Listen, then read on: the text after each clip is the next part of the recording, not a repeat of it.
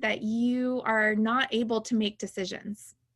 So I'll give it to Mark. He has some questions that he's going to ask, and we'll go from there. All right, everybody. And I did want to remind you that I'm going to be recording this and posting it onto the Second Saturday website as well. So if you don't want for, it's only recording the active speaker right now, and it's only going to be recording Rebecca and myself. So the question that I wanted to pose to the group and to Rebecca are, so if we're in a divorce situation, essentially right now, divorce or separation, what happens to you as the individual, or what happens to the spouse if someone gets sick from this virus and they become incapacitated or they pass away as a result of it?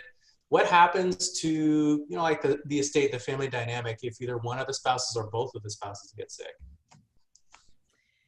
So there are 3 different areas that we're going to talk about. So first, let's talk about your assets, your bank accounts, your savings accounts, your family home. What happens right now if you were to get sick? And even more specifically, if you are in the middle of a divorce or you are separated, how does that impact you? So we're going to talk about worst case scenarios and then best case scenarios. So worst case scenario is you don't have any sort of estate plan set up. So you don't have a durable power of attorney. Maybe you don't have a will or a trust in place. And that means that if you get sick, somebody and anybody has to go to court and obtain a conservatorship over you. And essentially that just means that somebody has to spend the time and money and energy to get a judge to give them permission to access your assets, to pay your bills, to keep the lights on, to do whatever's needed during your period of incapacity. And even the worst case scenario would be as if you are in the middle of a separation, that person is your ex or your current spouse who you would like to no longer be married to. Mm-hmm. And now they have full access to all of your assets. They have ability to sign on your behalf. They have ability to make decisions regarding your finances. So the best case scenario is that you have, first and foremost, a durable power of attorney. And a durable power of attorney is simply a legal document that gives authority to the person that you want to manage your assets, to have authority to sign your name on your behalf during that period that you are sick. And this could be a family member, a friend, a trusted professional, but the key thing with the durable power of attorney is that you are the one making the decision, not a judge. And the other key thing is that you're giving and deciding how much authority they have. So in the worst case scenario, a judge is making all the decisions, how much authority this person has. In the best case scenario, your durable power of attorney gives that person the amount of authority you want them to have while you are sick. Now, even better is if you do own a home or you have some significant assets, that you have a fully funded revocable living trust. And a trust is simply just a contract. It's a contract between you and your beneficiaries and your successor trustees. That is the person, that financial agent that you're giving authority to really have full access and authority over all your assets in the event of incapacity or death. And the trust really protects your assets from ever having to go through the court process, and really gives those trusted individuals the greatest ability to make decisions in a timely manner without any extra red tape. Now, the second thing I want to talk about for those of you that are parents are what happens with your children. So right now, maybe you have an estate plan, maybe you don't. Now, the worst case scenario is that you don't have any documentation about who's in charge of your children temporarily if you're just in the hospital for a few weeks, or permanently if you were to pass away. And now, if you are in the middle of a separation or divorce and your ex has some legal rights to the care of your children, then most likely they would be the custodian or the guardian of your children. Now, if I have a couple clients that their ex doesn't have any legal custody over their children, and so that's a different scenario here. But I think that really what really we're concerned about is who's raising your children and who's in charge of the money for your children. And you have control over the money for your children. Right. So if you are incapacitated or you pass away, you need, the best case scenario is that you have a parent contingency plan, which is a legal document that nominates who's in charge of your kids, who's raising them temporarily or permanent, and who's in charge of the money that's for your children's benefit. And also instructions for those guardians. How do you want your money to be spent for your children? What's the kind of lifestyle? Who's the gatekeeper over those funds for your children? And so a parent contingency plan is key. Now, the other key thing is maybe you are separated, or you're in the midst of a divorce, or you already have been divorced. This is the time to have collaboration with that spouse or that ex over what happens if something happens to both of you, because it really is important to have that conversation regarding potential guardians for your children and document it in a legal document. Who's going to raise your children if both of you are sick or both of you pass away? And that also would be in that parent contingency plan. The last thing to think about, healthcare. If you do get sick, who's going to be making medical decisions for you? Who's going to be deciding whether to continue to prolong your life or not?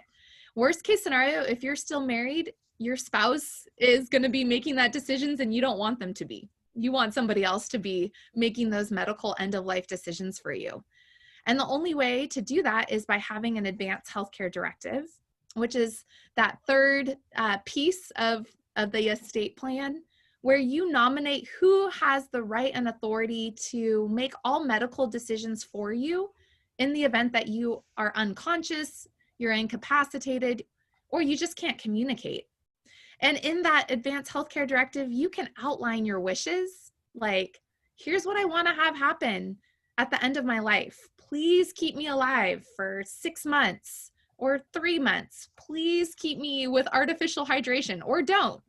You can really tailor your wishes, and that really gives you control and gives you that peace of mind that somebody else is not making all of those decisions for you.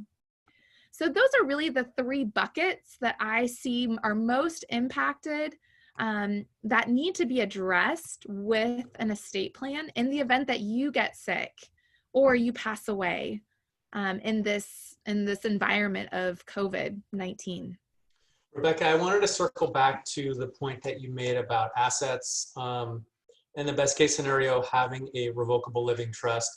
Let's just assume that a couple is going through a dissolution currently, and let's just take the marital home, for example. There's a piece of real estate and they are trying to take one entity, like it's in trust right now, they're trying to take one entity and break it into 2.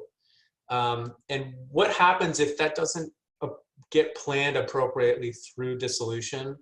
Can you just explain the implications of that happening, like a portion of the interest reverting back to the ex-spouse, et cetera? Yeah, so titling is key.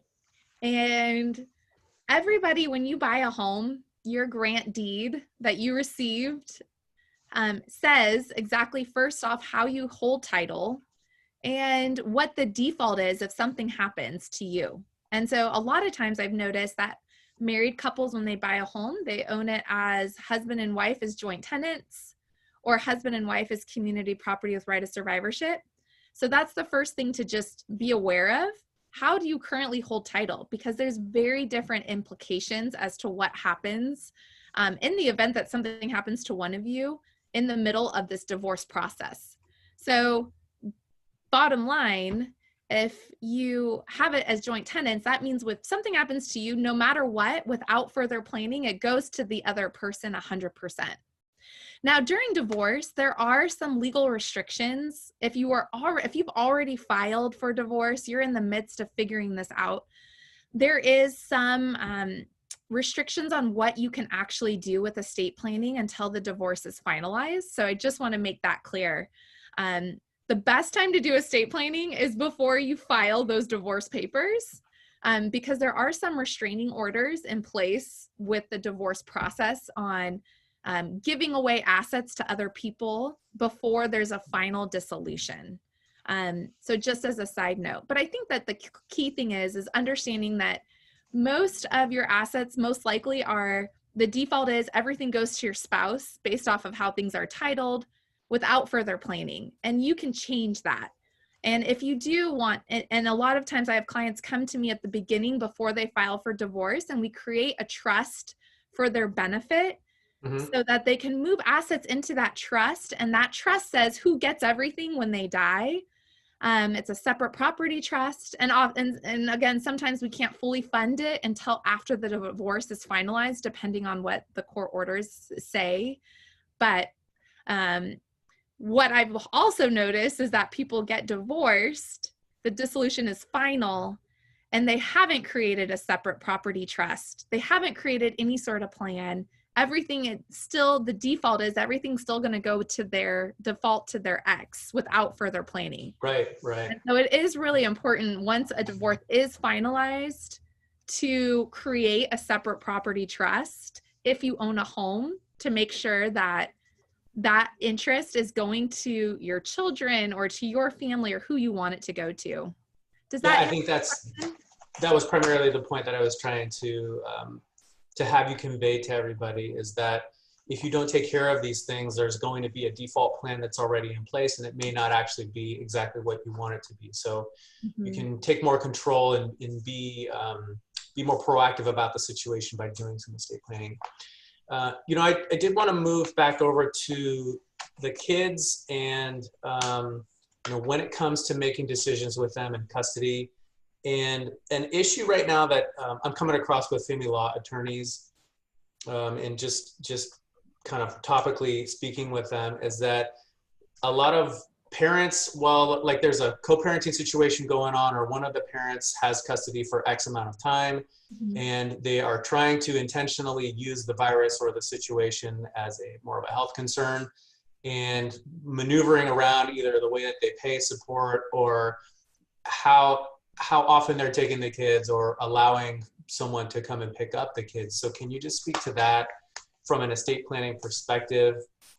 The relevance of the child custody differences and the support implications as well. Yeah, I can briefly touch on that.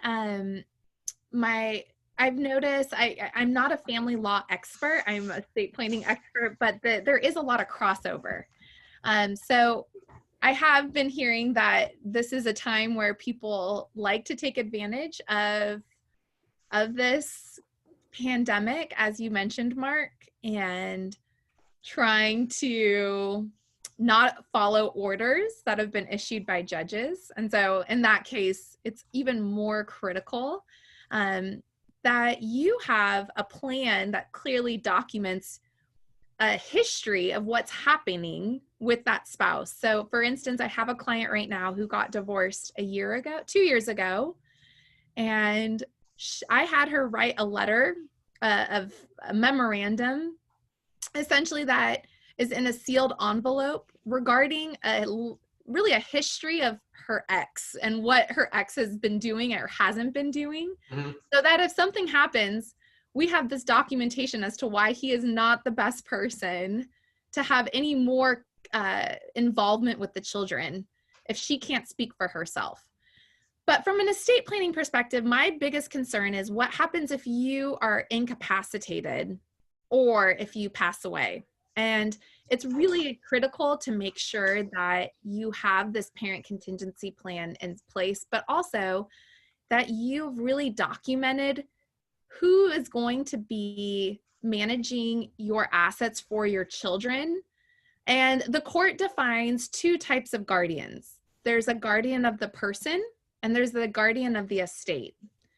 And I think people need to know that, because oftentimes people think, well, I'm divorced, my spouse has some legal guardianship, custody over my child. So what can I actually do legally to prevent them from having more involvement in the event that something happens to me? Well, you actually have a lot of control. The guardian of the person is who the court looks at to see who has authority to be raising your child. And that, if your spouse does have any legal custody rights right now, most likely they would still have that authority to be nominated as the guardian of the person for your child. But the guardian of the estate is who's managing all of your assets for your children during incapacity or death. And that, by all means, does not have to be your ex and does not have to be that spouse. But without further planning, they could be that default person, meaning they're going to have all the access to your money on behalf of the children, and then get to use their decisions about what they're paying for and how to use that money. But you can do something different in your will, and in that parent contingency plan, nominate somebody else. Nominate your trusted friend or family member to be the guardian of the estate for your children.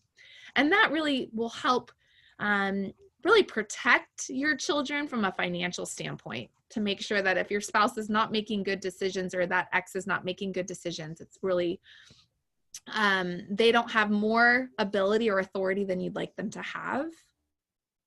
And, and then in the other instance, I have a couple clients who their spouse actually has zero legal custody over their children. Through the divorce process. They got 100% sole custody. And so we're also then making it clear that somebody else will be the guardian of the person, of their children, not the spouse. Right. In the event that something happens. And then also they're creating a letter that we would give to a judge if something happens, saying, here's my documentation as to why my spouse can never be the guardian of the person. Here's what happened. Here's what they've done. It's kind of what I call under no circumstances, this person cannot be the guardian type of letter that only gets read if they were to pass away. And can you help us understand, are these documents typically done in a grouping together, like as a packet, or are they done like you do the power of attorney document like you're talking about in one step, and you do a will for the guardianship in another? Can you just briefly describe how the documents work together? Yeah, so what I'm thinking of is more than thinking about documents a la carte. I'm thinking we're planning for two things: incapacity and death. So if you're incapacitated, you will need a durable power of attorney, an advanced healthcare directive, a parent contingency plan, a custody document, and ideally a trust if you own a home or have more than $166,000 worth of assets. And so all those documents work together. Now, if you pass away, if you die, then you would also then be creating a trust and a will along with those other documents that we mentioned for incapacity planning. So in essence, we're doing everything as a plan, as a project, with all the documents working together, so that if you are incapacitated, no matter what scenario pops up, the right people have authority to do what needs to be done. Gotcha. And upon death. One of our guests is asking if a last will and testament is the same as a trust. So will you just basically describe the different components of the trust packet? Yes. Great question. So a will is not the same thing as a trust. And let me back up for just a moment. In California, if you own a home or you have more than $166,000 worth of assets and you pass away, your estate will have to go through the probate court process without further planning, and that can take 1 to 2 years. That can be really expensive. And if you just have a will, you still have probate court, because a will is simply an estate plan document that says who gets all of your stuff when you die. but everything's still in your name. So you still trigger probate court if you only have a will and you own a home or more than $166,000 of assets. In contrast, a trust is a separate entity and it's a contract, but it acts like a bucket. It's a bucket that you get to now pour all your assets into. So you can now pour your home into your trust. You can pour your bank accounts into your trust, your brokerage accounts. Your trust can even become the beneficiary of life insurance policies or retirement accounts. But here's the key thing. Now, if you die, California asks the question, do you have more than $166,000 of assets, or do you own a home? And now the answer is no, you don't, because the trust is the owner. And therefore, probate court is avoided 100%. But if you have a trust, you still have to have a will, because the will says, who gets all my stuff when I die? But in this case, if you have a trust, now your will simply says, everything I own, I pour into my trust. Go see my trust for more information. And so the will actually becomes a public document, but we're not listing anything private in it when you die. The trust is the private document, but now the trust says who's getting everything and how much are they getting and when are they getting it. And so bottom line, if you have a trust, you have to have a will. But if you have a will, you may or may not have a trust. And if you have just a will and you meet those thresholds of owning a home or having more than $166,000 of assets, when you die, your estate will go through probate court without a trust to protect it. Does that answer the question? Yeah, that's good. Can you just talk about powers of attorney? So I was actually going to ask the question. So there's another question getting posted in the chat, but I was actually going to ask this question also. And I wanted for you to please just discuss powers of attorney with us. There are different types of powers of attorney, and there are different legal terms to describe how they're used. Primarily, there are financial powers of attorney, which are most relevant to, I think, what I'm doing as a financial planner, especially in divorce. But there are also healthcare powers of attorney. So can you just describe those and kind of the levers that control them? Yes, I agree. I don't know why estate planning documents are so confusing with the nomenclature. And I've noticed that different people use different names for documents. So let's just break it up. There's two buckets. There's health, medical decisions, that's one bucket. And there's finances, administration, business, that's the other bucket. So an advanced healthcare directive is just primarily for the medical health bucket and just has a very limited scope. It's only giving the person that you want authority to make a medical decision for you. And usually we're talking about end of life, and that's it. That's a separate document than who's in charge of your money. And that could be different people. And oftentimes it is, because the type of person who should be in charge of your money is going to be very different than the person who's in charge of making medical decisions. So there are different types of powers of attorney in terms of finances. There's a durable power of attorney. There's a statutory power of attorney, but they all relate in terms of the same scope, which is primarily finances, business administration. So I like to just say, who's going to file your tax return if you're incapacitated? Your power of attorney for finances. Or who's going to deal with your insurance or Social Security or your safe deposit boxes or buying and selling or taking out a loan on your home. That all falls under the powers of that durable power of attorney or statutory power of attorney. Does that make sense? Yeah, and then can you describe springing versus non-springing, or like durable versus non-durable, please? Yeah, so that's a big question. Is a lot of times we talk about, when do you want that person that you're nominating to be in charge? Do you want to wait until you're actually incapacitated for them to have authority to sign on your behalf? Or would you like to give them that authority immediately? And so sometimes I have clients who, especially I would say maybe they've just gotten a diagnosis and they know that they will most likely be having capacity issues in the near future. And in that case, they say, you know what? I want my power of attorney to have that authority immediately.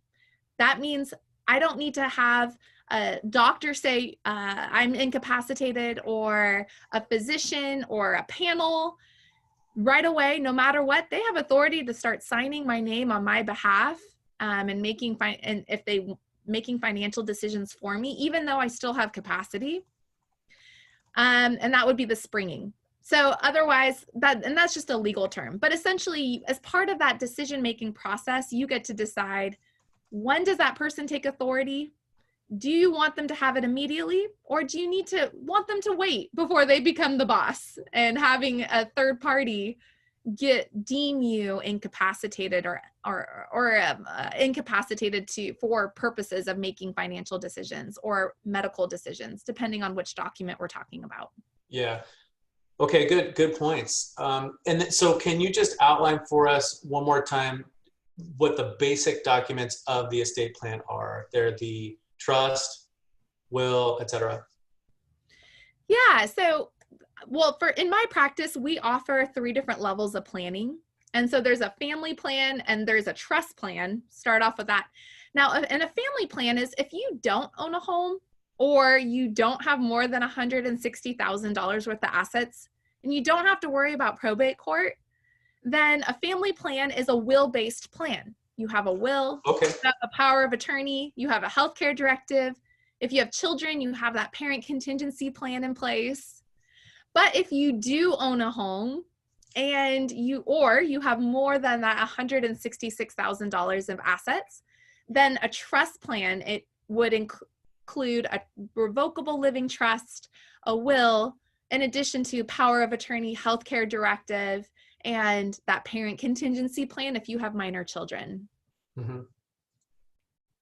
And we wanted to know, can you just circle back to the point again where we were talking about finalizing trust before the divorce is completed? So I guess during the divorce process, what I have seen couples do is begin to create separate property trusts during divorce, but not actually fund them until the divorce is completed. Can you just describe different instances where you would be able to start doing the planning during the divorce, but maybe not start funding these trusts, or maybe just a description about how funding a trust works and the implications behind that, and then going into how that impacts divorce? Yeah, no problem. So I always say that there's 2 steps with a trust planning process. So step 1 is to design the trust, create it, sign it, notarize it, and that makes it legal. But the trust is still an empty bucket unless you fill it with your assets. And that process is what Mark just mentioned, the funding of the trust process, which is essentially retitling everything that you own into the name of the trust. So the trust is now the owner. Now, during the divorce process, depending on what stage you're at, there could be some restraining orders on transferring assets during that until the dissolution is final. And so essentially that restraining order would limit you from officially moving any marital assets into the trust until the divorce is final and all the assets have been divided up. Now, you can create that separate property trust in that, so you're ready to go, so that the divorce is final and boom, you can fund it with everything but family law court still has jurisdiction during the divorce process to decide who gets what. So until we actually have that order from the judge, we don't know what to put into the trust until that's finalized. The other kind of key thing to think about is community property versus separate property.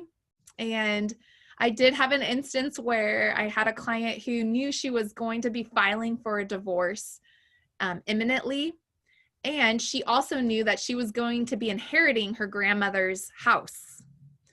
Now, that would mean that is separate property. It would not be community property. And we talked a lot about the timing of all of this, and we talked with her family law attorney.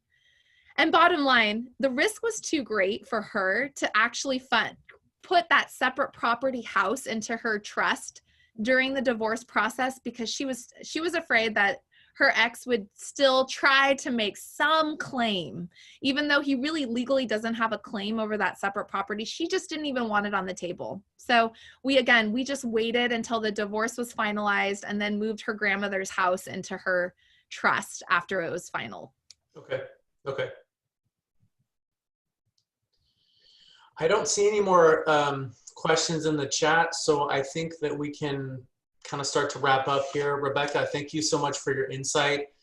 I think that estate planning is tremendously important, especially during the divorce process. And right now, I think it's probably more top of mind than any other time because we're basically in a health crisis.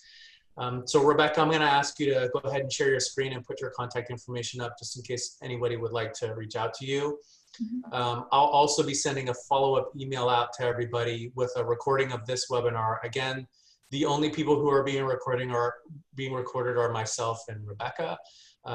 So if you'd like to reach out to either one of us with follow-up questions or concerns, our phone numbers and emails will be in that message as well. Rebecca, thanks so much for your time today. Is there anything else that you want to add before you go? Just that I really do hope that this time for you is one that you can take advantage of getting all your ducks in a row. This is the time to do it. So it's been a pleasure. Thank you for letting me share, and I'm happy to answer any follow-up questions by email or phone, so feel free if you have additional things that you'd like to chat about. Much appreciated. So I think that brings us to the end of the webinar today. Thank you everybody for attending, and I hope to see you soon at either a Second Saturday workshop or maybe via Zoom chat. Take care.